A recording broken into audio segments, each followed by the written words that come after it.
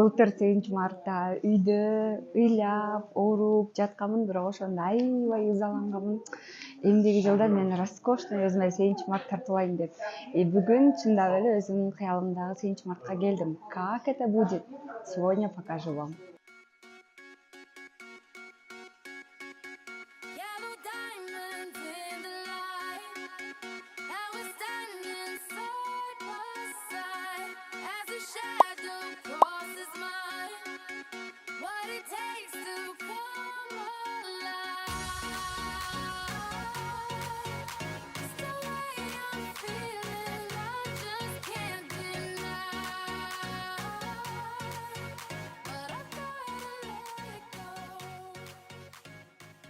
Кыялымдагы 8 март албетте апам менен биргеликте өткөрүү. Ошон үчүн бүгүн мен апамды дагы чакырдым. Андан кийин мени колдоп, мага ишенип, мени күчтүү кылган бул командам. Бул жерде бизге дайындалган атайын ак дасторкон. Таанышып алыңыздар. Менин апам болот. Мени колдоп, батасын берип жүргөн апама сөзсүз бүгүнкү кечени дагы чакырам. Бул апамдын орду. Бул жерде мага жөлөк таяк болгон иним, таанышып алыңыздар, менин кенжетайым. Андан кийин бул командабыздагы эң өзүм кандай десем, горжусь, что она в нашей команде, бул Айзатайым. Андан кийинки биздин командабыздын сатуу менеджерлеринин эң башында турган айым, бул Гума айым. Андан кийинки биздин командабызда эң күчтүү сатуучу менеджер жана күчтүү кураторубуздун бири Айзатайым. Өзүңүздөр байкагандай, мен өзүмдүн ийгилигимди эң жакын адамдарым менен биргеликте өткөрүү үчүн бул кечедебиз. Жана бул кечеде спойлер кылайынбы же кылбайынбы? Нет, подождите, я вам покажу. Мен Гүлнара айым мага ушундай жака барабыз деп айтканда, мен ушу 8 мартта абдан ушу числону күттүм. Мен да ушундай жүрөгүмдө бир аны айтып жеткире албайм, абдан сүйүндүм. Ушу онлайн тармагына кирип, Гүлнара айым менен таанышып, ушундай жерлерге келгениме абдан бактылуумун. Абдан сонун. Мен сыймыктанам. Гүлнара айым бизди ушундай чоң жерге чакырып, бизди коноктогонго аябай сыймыктанам. Гүлнара айымга рахмат. Сонун бүгүн празднигибиз сонун өтүп атат. Бүгүнкү күн мага аябай жагууда. Себеби бул жерге мен жөн келип калган жокмун. Гүлнара айымдын аркасында келдик. Гүлнара айымдын командасы. Мен аябай бул командада иштеп жатканыма аябай сыймыктанам. Бул онлайнга келип ушундай сонун жерлерде отуруп, ушундай сонун атмосфера мага аябай жагууда. Гүлнара айымга чоң рахмат. Бүгүнкү майрам мага аябай жогорку деңгээлде болууда. Барыңыздардын майрамыңыздар менен. Мен кызым Гүлнаранын ийгиликтерин көрүп, азыр аябай кубанып турам. Дайыма жаркылдап, бүгүнкүдөй болуп кызым көп иштерди жасай берсин, алдыга жыла берсин, эмне ойлогон ой максаттары болсо ошого жетише берсин. Мен дайыма кызымды колдоп, кубаттап жүрүм. Менин тилегимди Аллахым орундатат деп үмүттөнөм. Кыздар, майрамыңар менен.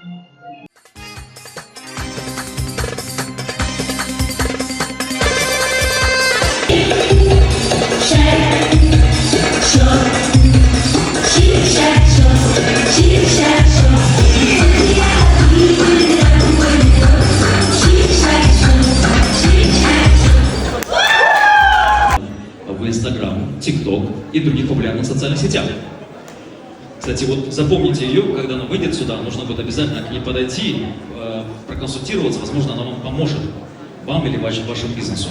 Она также создала курсы по увеличению продаж в Instagram и TikTok, которые помогут сотням женщин повысить охваты, увеличить продажи и улучшить качество жизни. Она также является основателем клуба женщин-предпринимателей. Итак, к вашему... Давайте поаплодируем. На сцену приглашаем победительницу номинации «Эксперт-продюсер соцсетей» Гульнара Жураева. Аплодисменты. Гульнара, пойдемте. Молодцы, элегантные мужчины. Подошли. Как вы? Как у вас настроение? Прекрасно выглядите. Расскажите, пожалуйста, вот, Гульнара, вы все можете помочь по продвижению социальных сетей? кутман кечиңиздер менен. Бүгүнкү сыйлыгымды эң биринчи бул апама таазим кылып, апам үчүн чоң рахматымды айтып, жана мама сизге арнайм бул сыйлыгымды. Эгер сиздердин дагы апаңыздар бар болсо, кол чабыңыздар. Анткени апамдын сүйүүсү, тарбиясы жана колдоосу, батасы аркасында мен бүгүнкү ийгиликтерге жетишүүдөмүн. Рахмат, мама. Ал эми экинчи жеңишимди бул өзүмдүн балдарыма хочу ыйгаргым келүүдө, алар үчүн бул ийгиликти жасадым. Анткени ийгиликтүү, өзүнө ишенген, ар дайым алдыга умтулган эне болсо, бактылуу эне болсо, бактылуу үй бүлө, бактылуу үй бүлө болсо, бактылуу бала чоңойот экен. А менин 4 балам бар. Колумдагы 2 кыз балдарым менен бүгүнкү ийгиликти жараттым. Балдарым бул менин күчүм. Эгер балдарым мени көрүп ийгиликти өз көздөрү менен көрүп өссө, эртең мен балам ийгиликтүү бол дебесем дагы алар ийгиликтүү болот. А эгер менин балдарым ийгиликтүү болсо, эркин болсо, бактылуу болсо, менин карылыгым дагы ийгиликтүү, бактылуу, эркин болот. Биздин кыргыз элибиз эркин болот. Келиңиздер, балдарыбыз үчүн кол чабуулар болсун. Спасибо. Спасибо. Чоң рахмат. Бираз билдиребиз, келиңиздер, сүрөткө түшүп коюңуздар. Келиңиз. Карабач, кандай керемет сөздү алкыштай айткан жоксуз. Өзүңүздү куттуктап коюңуз, Гүлнара айым. Куттуктайбыз чын жүрөгүмдөн. Азаматсыз. Азаматсыз, куттуктайбыз, азаматсыз. Кандай зор керемет. Мен ушул жерде ушул сахнада Вау! Посмотрите, жаңы эле мен сыйландым. Выступаю. Смотрите там, смотрите. Кандай ийгиликтүү адамдар менен мен бир сахна бөлүшүп, ушундай сыйлануудамын. Сахнадан чыгып, титиреп, калчылдап, прям аябай толкундануудамын. Бул сыйлыкты алганымдын дагы түздөн түз чоң салымы бул менин көрүүчүлөрүм, рахмат, силер мени ишенип, колдоп, кандай күн болсо дагы вы были со мной. Спасибо. И это наша общая победа.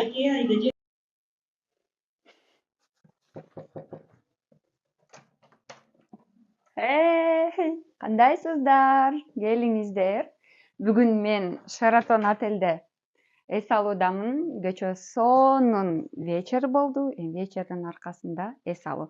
Пойдемте, сиздерге покажу. Если сиз дагы ушундай Шаратон отельге келсеңиз, кандай жерде эс аласыз? Пойдемте. Бул биздин мини-барыбыз. Мне нравится, что Шаратон отель бул 5 жылдыздуу отель. Биздин номерибиз люкс номер. Люкс номердин ичинде эмне бар болот? Это в первую очередь мини-бар. Мини-бар дегенде это сапаттуу кофе машина и капсульный сапаттуу кофелер. Действительно, я люблю вкусный, крепкий кофе пить, потому что биздин жумушубузда мындай көбүрөөк убакыт кетет да. Но это не всегда так. Почему? Мен чуть позже сиздерге объясню. Но это мой бар. Я здесь уже кофе попила и воду попила. Андан кийин мен өзүм творческий адаммын, я очень ценю картиналарды. Иногда бывает, просто молча могу посидеть, скучкенче и картиналарды смотреть, и это меня тоже вдохновляет. И, конечно, любой жерде, иштеген жериңе, чтобы тебе было комфортно, удобный жерде отуруш керек. Но классный жери, ушундай сонун жерлерге барганда, удобный жерде отурганда, өзүңдө эле контент жаратууга илхомуң эле келе берет да. Поэтому мен өзүмө комфорт, красота, эстетиканы жаратканды жакшы көрөм. Лично мен ошондой нерсени көрсөм, менин мозгум сонун болуп ачылат. Азыр дагы вот сиз камераны ачып атпайсызбы? Көрүп атасыз мени. И камера ачылганда эле өзүнчө эле тилдерим деле ачыла берет да. Это все ушундай кооз жер дагы создает атмосфераны. И также бул сиздер көргөн Шаратон отельден атайын комплимент. И бул комплиментте мага муреки надпись жакты. Бул жерде карасаңар, кагазы дагы өзүнчө эле творческий подход менен келген. И бул жерде жазылып атат: самый большой ошибка — это бояться ошибиться. И знаете, успехке либо азыр мен ушул Бишкектеги 5 жылдыздуу отель, 22 этаж, вот смотрите, весь город на ладони. И бул жерде турганда, ну, конечно, Гүлнара айым сделала, ей повезло дешиңиз мүмкүн, бирок мне повезло. Бир жолу повезло. Но калганынын аркасындагы 9999 жолу ошибалась.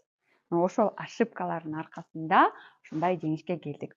Андан кийин могул зона, рабочий зонада маягы аябай жакты. Мен өзүм үйүмө да ушундай рабочий зона кылсам деп ойлонудам, потому что бул жерде отуруп алып, во-первых, я накрасилась, зарядка, кофе ичтим, суу ичтим. И анатомия TikTok курстун биринчи потогунда суроо жооп, ушундай эксклюзивный от меня подарок берилди. Өзү мен любой курстарымда айтканымдан дагы көбүрөөк бергенге аракет кылам. Мисалы, курска келгенде 30 сабак аласыңар десек, 30 сабак болду. Бирок на самом деле там 2 зум эфир болот деп айтсам, потом суроо жооптор менен дагы дополнительно дагы 2 саат бердим. Это для того, чтобы мои ученики мен билген билимди көбүрөөк алыш үчүн. То есть ушундай бонустуу нерселерди жасаганда дагы классный условия менен жасадым для себя. Ну, азыр ой, Гүлнара айым кечке эле өзүнө эле айтып атат дебеңиздер. Это я говорю, чтобы сиз дагы шыктаныш үчүн.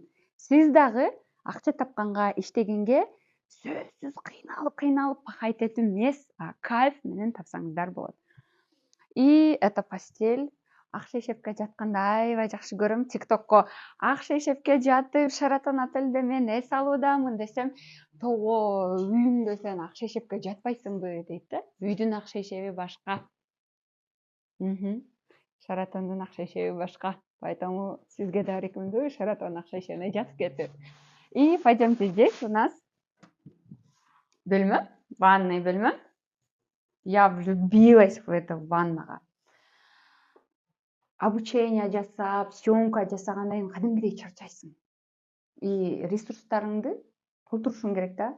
И ошол ресурстарыңды толтурганда ушундай ваннага отуруп алып, жатып алып, отурасың.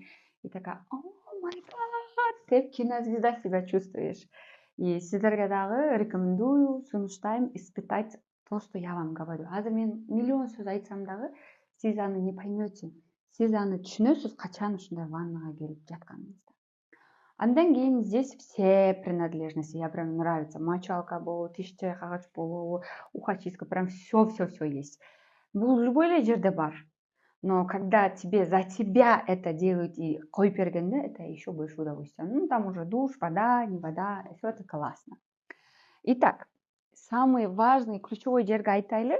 Конечно, это хорошо, шикарный отель, 5 жылдыздуу отель, люкс номер болгондон кийин комплимент дагы берип атса, это стоит больших денег, ничего там скрывать.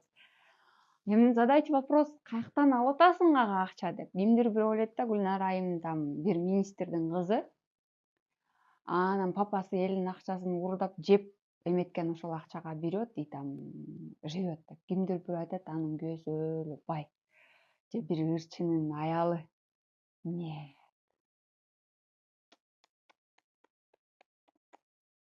Мен жөнөкөй эле карапайым элдин кызымын. Жөнөкөй эле кыргыздын жигитинин жубайымын. 4 балалуу мамочка. Балдарды колума кармап кучактаганча эле колумдагы бекер жаткан TikTok'ту, Instagram'ды, YouTube'ту, Telegram'ду, WhatsApp'ты, то есть онлайн инструменттерин колдоном. И бул ийгиликке келиш үчүн мага баардыгы асмандан түшүп калган жок. Даже могу сказать, больше кому-то повезло бир ырчыга аялы болуп тийгенге. Но ал ырчы убагында мен карабай койгон. Ырчыны деле мне, наверное, не надо. Менин өзүмдүн байым бар. Я его люблю, уважаю, и за это ему спасибо. Ал колдоосунун аркасында я стала кем я стала. Айтайын дегеним эмгек. Талыкпаган эмгек. Ушул телефонум, ноутбугум, ишенесиздерби? Кээде ушунчалык көп сабактарды, урокторду записывать этем, жаактарым талып калат да. Зым деп калат. Иногда бывает 2 сутка, 3 суткага уктабай калам, 2 сааттан уктап калам. Аябай көп съемка кылабыз, съемкалардан көздөр матышып болбой калат. Но это не всегда так. То есть определенный периодтар болот. Но баскан турган жеримде ошол роликтерди тартып, продающий кылып, личный брендимди продвигать этип, продукциянын брендин продвигать этип, системдүү талыкпаган эмгектин аркасында ушундай сиз көрүп аткан Шаратон отельге келүүдөмүн, эс алуудамын.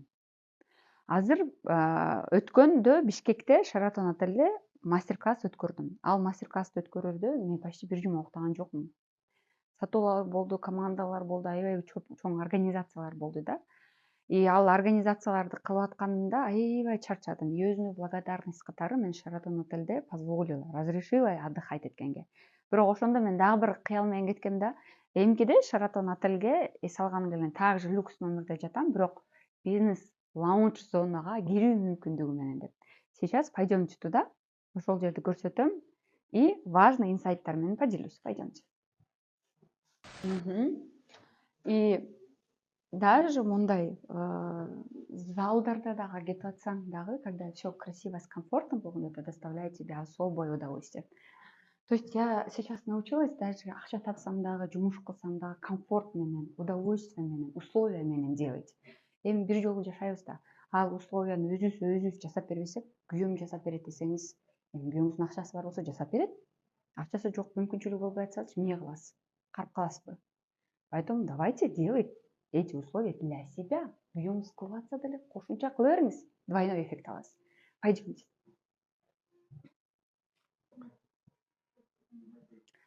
Бул жерде ушундай сонун зона.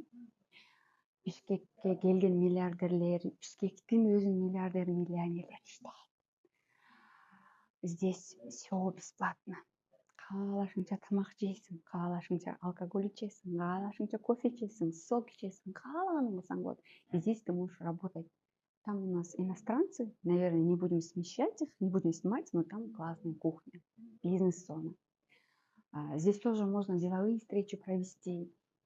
И здесь мен целый день, Антоме TikTok курстагы VIP деп окуган айым менен целый день мы здесь сидели. Ушул жерде отуруп план, стратегия, 5 миллиондук, 20 миллиондук стратегияларды жасадык, съемкаларды кылдык. Здесь кофе пили, чай пили. То есть с комфортом работали, съемки делали. Здесь закат мы смотрели, да? И баягы оюма келейин. Күнүмдүк майда кадамдар эртеңки чоң результатка алып келет. То есть ушул ийгилик мага асмандан жөн эле түшүп калган жок, же күйөөм же ата энем берген жок. Күнүмдүк жумуш менен жасадым. Легко болгон жок. Хейт дегендери хейт болду. Түшүнбөгөнү түшүнбөдү. Айрым учурда күйөөм түшүнбөдү. Балдарым ыйлап калган учур болду. Апам сүйлөгөн учурлар болду. Эми мен деле эл сыяктуу эле жашоодо жашайм. Только ошол кыйынчылыктарга сынбаганга, жеңилбегенге аракет кылдым. Потому что ошонун аркасында вознаграждение ушундай жерде эс алуу.